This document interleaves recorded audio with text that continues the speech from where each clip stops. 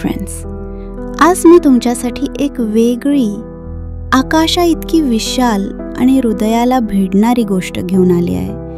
Atmosphere, the 7 husbands of Evelyn Hugo आणि Daisy Jones and the सिक्सच्या लेखिका Taylor Jenkins read यांचा नवा स्फोटक कादंबरी 1980च्या दशकातल्या स्पेस शटल प्रोग्रॅमवर आधारित आहे. जोन गुडविन एक शांत, विचारशील प्रोफेसर, पण जेव्हा ती पाहते एक जाहिरात नासा महिला वैज्ञानिक शोधत आहे, तेव्हा तिच्या स्वप्नांना मिळतं एक नवं गतिशास्त्र.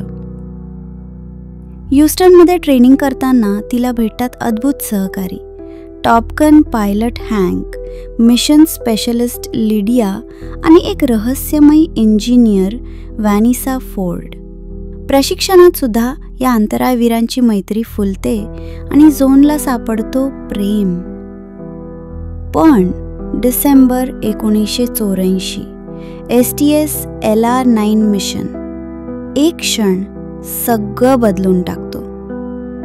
हा आहे एका स्त्रीचा प्रवास, जी ताऱ्यांवर पोहोचते पण स्वतःचा आत्मा शोधण्यासाठी.